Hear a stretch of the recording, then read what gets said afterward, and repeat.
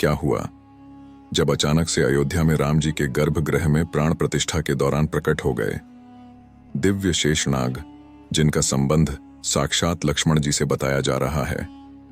प्राण प्रतिष्ठा के दौरान इतना बड़ा चमत्कार देखकर बड़े बड़े पंडित विशेषज्ञों के साथ साथ देश के प्रधानमंत्री के भी होश उड़ गए, लेकिन इसे काफी शुभ संकेत माना जा रहा है। इसके पीछे की सच्चाई जानकर आपके भी होश उड़ जाएंगे। अगर आप एक सच्चे सनातनी हैं तो इस वीडियो को लाइक करें, और आप भी राम मंदिर बनने से बेहद खुश हैं तो कमेंट बॉक्स में जय श्री राम जरूर लिखें, और पूरी सच्चाई जानने के लिए वीडियो को अंत तक देखते रहे। अयोध्या इतिहास रचने के बहुत करीब है। जिस दिन का सभी सनातनियों को बरसों से इंतजार था, आखिरकार वह दिन आ ही गया। अयोध्या में बन रहे भव्य राम मंदिर में अब प्रभु ने विराजमान होकर अपने भक्तों को दर्शन दे ही दिए।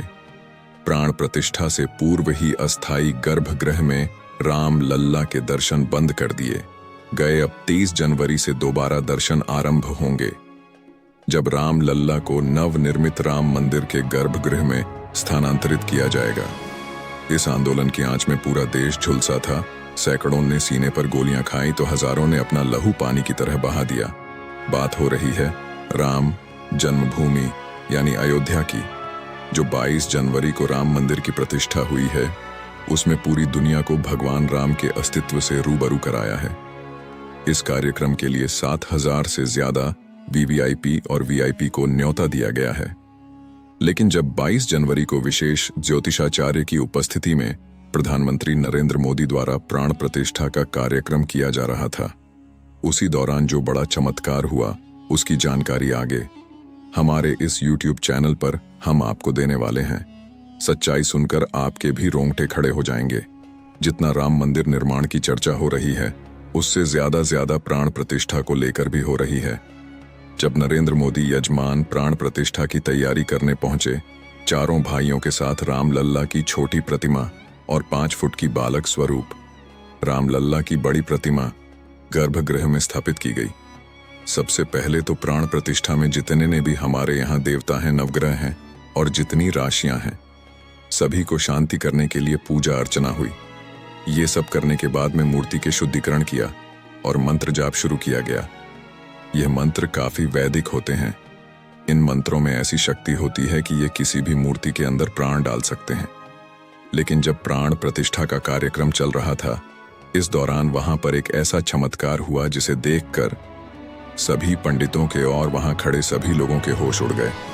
गर्भगृह में प्रभु श्री राम की मूर्ति में चरणों के पीछे से अचानक सांप का एक छोटा बच्चा वहां निकल आया, जिसे देखने के बाद सभी लोगों का यही मानना था कि स्वयं शेषनाग ने प्राण प्रतिष्ठा के इस कार्यक्रम में आहुति दी है। सभी लोगों ने उन्हें प्रणाम किया और सुरक्षित तरीके से बाहर मंदिर परिसर के बाहर छोड़ दिया गया। लेकिन सबके मन में यही सवाल था, गर्भगृह बहुत सुरक्षित है, चारों तरफ से अंदर किसी जीव जंतु के आने की कोई संभावना नहीं है, तो सांप को छोटा सा सांप का बच्चा मूर्ति के पैरों में आखिर कहां से आया था? क्या वह वहां पर चमत्कारी रूप से प्रकट हुआ था? इसके बाद इस चमत्कार को शुभ संकेत मानकर स्वयं लक्ष्मण जी की वहां पर उपस्थित मानकर पुनः प्राण प्रतिष्ठा का कार्यक्रम शुरू किया गया। अब सबको इंतजार था उन 44 सेकंड का, जिसके दौरान प्रभु श्री राम की आंखों से पट्टी हटने वाली थी और मूर्ति में प्राण प्रतिष्ठा होने वाली थी। इन 36 सेकंड को विशेष मुहूर्त के तौर पर देखा जाता है, जिसे अभिजीत मुहूर्त कहते हैं, जो कि 11 बजे से लेकर 12 के बीच कुछ सेकंड होते हैं। और जैसे ही 11 से 12 बजे के बीच अभिजीत मुहूर्त का निर्माण हुआ, उन खास 84 सेकंड के दौरान विशेष ज्योतिषाचार्य द्वारा प्रभु श्री राम की आंखों की पट्टी खोल दी गई। मूर्ति की आंखों के सामने रखा हुआ कांच अपने आप टूट गया और मूर्ति की प्राण प्रतिष्ठा संपन्न हुई।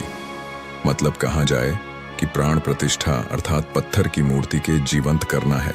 चाहे पत्थर की मूर्ति हो, चाहे धातु की मूर्ति हो, चाहे लकड़ी की मूर्ति हो, जो भी मूर्ति होती है प्राण प्रतिष्ठित होने पर ही वह पूजनीय होती है। यदि प्राण प्रतिष्ठा नहीं है तो जैसे दुकान में पड़ी हुई मूर्ति वही है, तो इसीलिए उसकी विधि विधान से प्राण प्रतिष्ठा की व्यवस्था है। जो शक्तियां परमात्मा में होती हैं, उन मंत्रों के द्वारा उन सारी शक्तियों को उस प्रतिमा में स्थापित किया जाता है जिससे लोग दर्शन करने के बाद और लाभ उठाते हैं और उन जिन जिन भावनाओं के साथ उनका दर्शन करते हैं उनका कल्याण होता है। अब सवाल उठता है कि अगर प्राण प्रतिष्ठा के दिन आम जनता राम मंदिर के दर्शन नहीं कर सकती है तो उनके लिए मंदिर के द्वार कब खुलेंगे? बता दें कि आम जनता के लिए राम मंदिर के द्वार 25 जनवरी से खुल जाएंगे। हालांकि मंदिर के दर्शन के लिए लोगों को पहचान संबंधित अपने दस्तावेज लेकर जाने होंगे। इन दस्तावेजों की लिस्ट में आधार कार्ड को पहले नंबर पर रखा गया है। इसके अलावा देश भर में संघ के 45 प्रांतों में रहने वालों को भी राम मंदिर दर्शन का न्योता भेजा गया है।